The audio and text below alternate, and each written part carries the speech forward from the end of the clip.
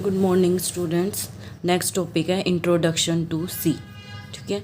C is a programming language developed by AT and T Bells laboratory of USA in 1972। C क्या है? एक programming language है, develop की थी T Bell laboratories में of USA 1972 में। It was designed and written by Dennis Ritchie. Small question में आ सकता है, वाइवा में पूछा जा सकता है, तो आपको ध्यान रखना है कि सी किसने डिज़ाइन की थी? डेनिस रिची ने। उसके बाद C is a general purpose structured programming language. C क्या है? एक जनरल पर्पज़, अपने पर्पज़ के लिए बनाई गई स्ट्रक्चर्ड प्रोग्रामिंग लैंग्वेज है। ठीक है। It's instructions consist of term that resembles algebraic expressions supported by certain C English keywords such as if, else, for, do and while। इसके जो इंस्ट्रक्शंस हैं उसमें हम क्या लिखते हैं? एल्जेब्राइक एक्सप्रेशंस लिखते हैं और कुछ कीवर्ड्स लिखते हैं जो कि इंग्लिश लैंग्वेज में ही होते हैं। फॉर एग्जांपल इसने दिया जैसे if, else, for, do, while, ये सब आप आगे डिटेल में पढ़ेंगे। ठीक है। सी को यूज़ हम दो पर्पज़ के लिए करते हैं, एक तो सिस्टम प्रोग्रामिंग के लिए और एक एप्लीकेशन प्रोग्रामिंग के लिए। सिस्टम प्रोग्रामिंग के लिए कैसे यूज़ करते हो? फॉर एग्ज़ाम्पल जैसे आपको ऑपरेटिंग सिस्टम लिखना है तो ऑपरेटिंग सिस्टम के लिए अभी आप यूज़ कर सकते हो सी का। और एप्लीकेशन प्रोग्रामिंग मतलब आप अपने पर्पज़ के लिए, जैसे कॉलेजेस और इन सब में डाटा हैंडल करना है, उनका रिकॉर्ड सेव करना है, तो उसके लिए आप सी का यूज़ कर सकते हो। ठीक है।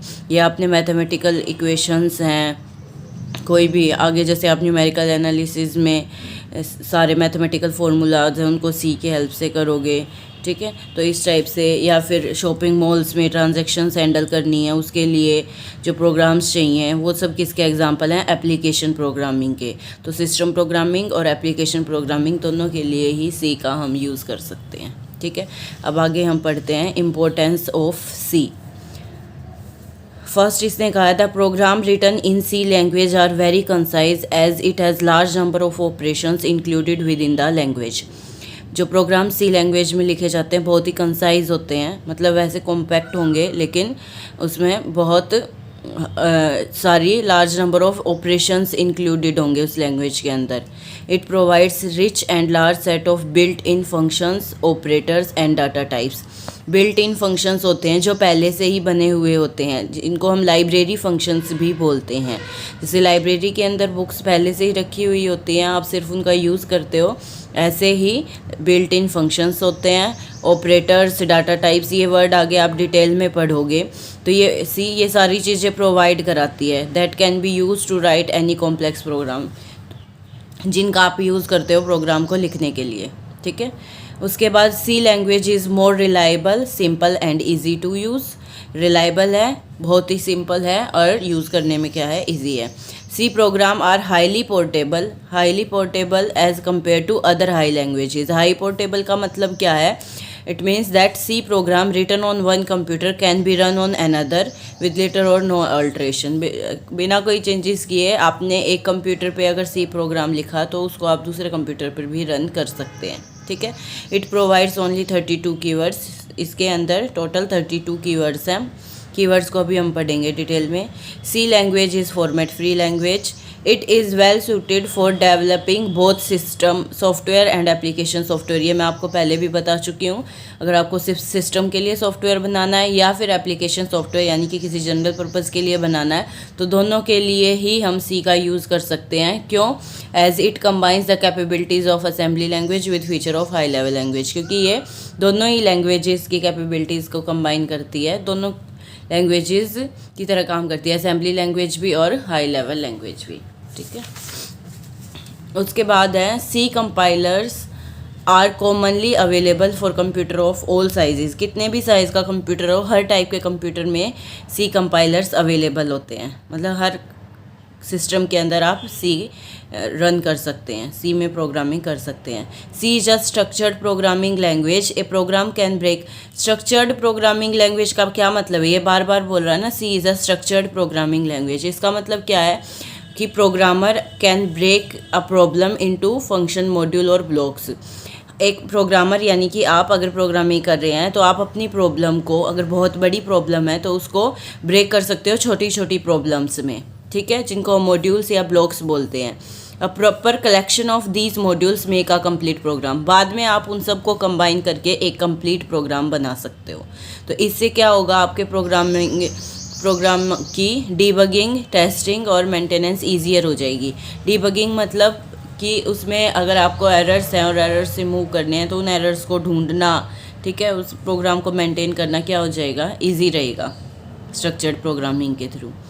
सी allows user to write additional library functions of their own. अभी पीछे मैंने आपको लाइब्रेरी फंक्शंस बताए जो पहले से ही सी के अंदर हैं, फंक्शंस, इनबिल्ट फंक्शंस हैं जिनका आप यूज़ करते हो। उनके अलावा भी कोई फंक्शंस ऐसे हैं जिनका आपको बार बार यूज़ करना पड़ रहा है, तो वो आप खुद से भी बना सकते हो, ठीक है। तो आप क्या कर सकते हो, एडिशनल लाइब्रेरी फंक्शंस अपने खुद के भी उसके अंदर डाल सकते हो, उसके अंदर लिख सकते हो सी के अंदर।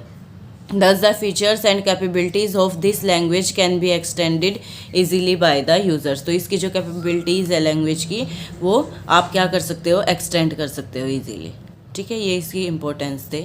उसके बाद नेक्स्ट है getting started with C. Before programming in C we must know about numbers, characters, special symbols used in C and how these are constructed and combined to form an instruction. ये कह रहा है सी के अंदर programming शुरू करने से पहले कुछ टर्म्स है जो हमें पता होनी चाहिए, ठीक है।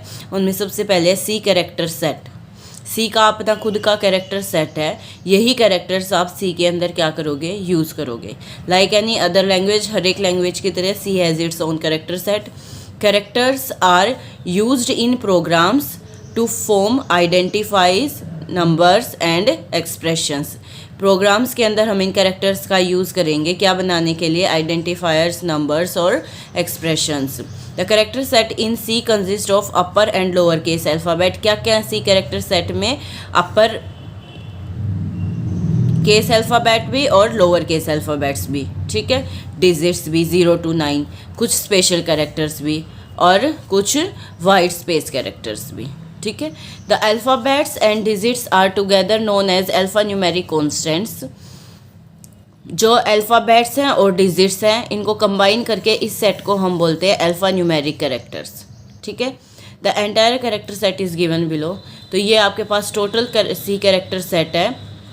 इसमें क्या है, अल्फ़ाबेट्स हैं दोनों ही, लोअर और अपर केस, डिजिट्स हैं 0 to 9, कुछ स्पेशल कैरेक्टर्स हैं और कुछ वाइट स्पेस कैरेक्टर्स हैं। इन सब का यूज़ हम सी के अंदर करेंगे प्रोग्राम को लिखने के लिए, ठीक है। उसके बाद इसने कहा है the compiler ignores white space characters. जो वाइट स्पेसेस हैं, यानी कि जो आप स्पेस बार यूज़ करते हो उससे वाइट स्पेस आएगा, वो जो ब्लैंक स्पेसेस हैं कंपाइलर उनको इग्नोर कर देता है, ठीक है। Unless they are a part of a string constant, जब तक कि वो स्ट्रिंग कॉन्स्टेंट का हिस्सा नहीं है। अगर आपने उसको as a string constant use किया तो वो उनको कंसिडर करेगा, अदरवाइज कंपाइलर क्या कर देता है, वाइट स्पेसेस को इग्नोर कर देता है। तो इसका मतलब C is a free form language. Free form language means it ignores spaces, ठीक है। वर्ड्स के बीच में आप कितने भी स्पेस दे रहे हो वो उसको क्या कर देगा, इग्नोर करेगा। White spaces may be use to separate words. तो इसीलिए आप एक वर्ड और दूसरे वर्ड के बीच में क्या दे सकते हो, स्पेस दे सकते हो, ठीक है।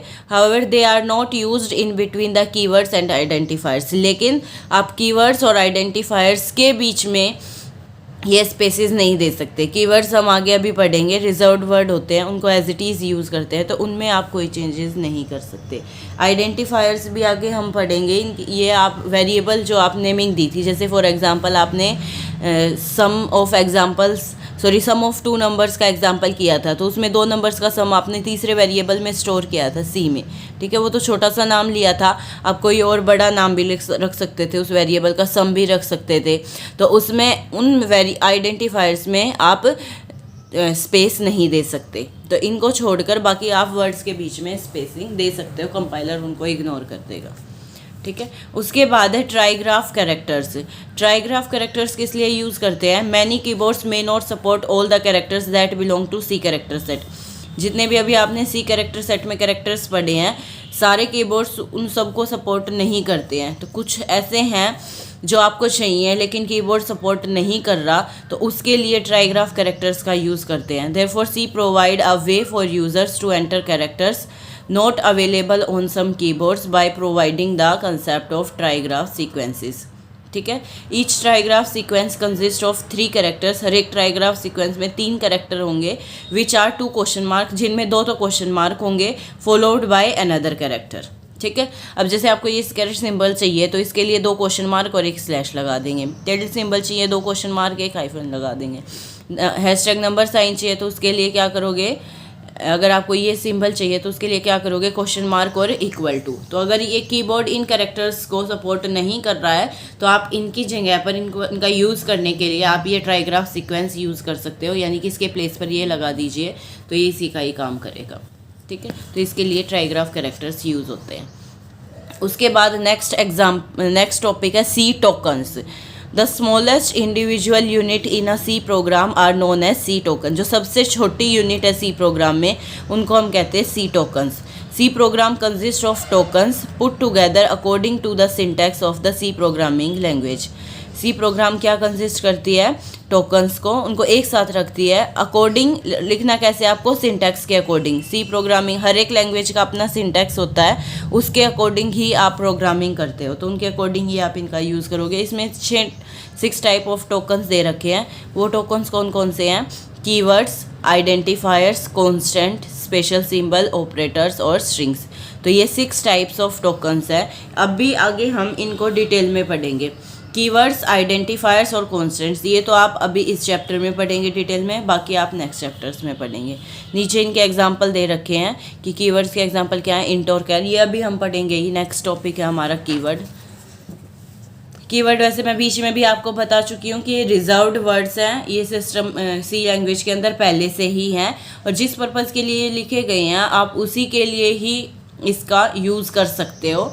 इसको वैसे इन वर्ड्स को आप वैसे यूज़ नहीं करोगे सी लैंग्वेज में, जब उसकी ज़रूरत होगी तभी आप उसका यूज़ करोगे। इसको एज ए आइडेंटिफायर आप नहीं ले सकते हो, यानी कि अगर आप किसी वेरिएबल का नाम दे रहे हो, जैसे मैंने बताया अभी पीछे सम ऑफ 2 नंबर्स में सम आपने वेरिएबल खुद से लिया तो सम आप यूज़ कर सकते हो क्योंकि सम कोई कीवर्ड का नाम नहीं है। तो किसी कीवर्ड का नाम आप एज एन आइडेंटिफायर यूज़ नहीं कर सकते। कीवर्ड क्या है, फिक्स है, उसी के लिए ही, जिस पर्पज़ के लिए बनाए गए हैं उसी के लिए आप इनका यूज़ करोगे। तो देखो कीवर्ड्स की डेफिनेशन इसने क्या दी है, there are certain reserved words called keywords that have standard predefined meaning in C, जिनका सी में पहले से ही एक जिस पर्पज़ के लिए डिफ़ाइन किए गए हैं उसका एक प्रॉपर मीनिंग है। These keywords can be used only for their intended purpose. इनका यूज़ सिर्फ जिस पर्पज़ के लिए ये बनाए गए हैं उसी के लिए यूज़ करोगे। And they can not be used as a program defined identifier. इसको आइडेंटिफायर की तरह यूज़ आप नहीं कर सकते। तो टोटल ये 32 कीवर्ड्स हैं। ठीक है, ये आगे आप जो यूज़ होता जाएगा वो मैं बताती रहूँगी इन कीवर्ड्स का यूज़। सम कंपाइलर में ऑल्सो इंक्लूड, कुछ कंपाइलर ऐसे जो इनकी एक्स्ट्रा जो कीवर्ड्स है इनका भी इंक्लूड करते हैं। ठीक है, उसके बाद नेक्स्ट टॉपिक है कॉन्स्टेंट्स। कॉन्स्टेंट्स क्या है, there are 4 basic type of constants in C. 4 आपके पास कॉन्स्टेंट की उसने कैटेगरी बना दी है एक तरीके से। वैसे तो 4 टाइप के कॉन्स्टेंट है, लेकिन कॉन्स्टेंट उसने भी फर्दर कैटेगराइज कर दिया, एक न्यूमेरिक कॉन्स्टेंट और एक कैरेक्टर कॉन्स्टेंट। न्यूमेरिक कॉन्स्टेंट में 2 टाइप आएंगी, इंटीजर कॉन्स्टेंट्स और रियल कॉन्स्टेंट्स। और कैरेक्टर कॉन्स्टेंट में 2 टाइप कौन सी आएंगी, सिंगल कैरेक्टर कॉन्स्टेंट और स्ट्रिंग कॉन्स्टेंट। ठीक है, अब इन कॉन्स्टेंट्स को हम डिटेल में पढ़ेंगे आगे। अगर आपको एक नंबर को एज अ कांस्टेंट यूज़ करना है तो उसके लिए आप न्यूमेरिक कांस्टेंट्स यूज़ करोगे। उसमें भी फर्दर अगर इंटीजर नंबर को एज अ कांस्टेंट यूज़ करना तो इंटीजर कांस्टेंट यूज़ करोगे, और कोई फ्लोटिंग पॉइंट नंबर यानी कि डेसिमल नंबर्स को यूज़ करना तो उसके लिए आप, या एक्सपोनेंशियल्स जो हैं आपके पास, जैसे कि किसी की पावर एज इस टाइप के नंबर्स को आपको कांस्टेंट यूज़ करना तो उसके लिए आप यूज़ करोगे रियल कांस्टेंट। फिर इसमें अगर आपको कैरेक्टर्स को एज अ कांस्टेंट यूज़ करना है तो आप यूज़ करोगे कैरेक्टर कांस्टेंट्स। अगर एक सिंगल कैरेक्टर को यूज़ करना है तो सिंगल कैरेक्टर, और कलेक्शन ऑफ कैरेक्टर्स को यानी कि वर्ड्स को यूज़ करना है तो उसके लिए आप क्या यूज़ करोगे, स्ट्रिंग कांस्टेंट्स। ठीक है, तो इस तरीके से इनको कैटेगराइज किया गया है कांस्टेंट्स को। आगे इनको हम डिटेल में पढ़ेंगे कि न्यूमेरिक कांस्टेंट्स और उनकी टाइप क्या है। जैसे इंटीजर कांस्टेंट है तो उसकी फर्दर आगे टाइप आएगी, decimal integer constant, octal integer, hexadecimal integer constant. इसको हम नेक्स्ट लेक्चर में करेंगे।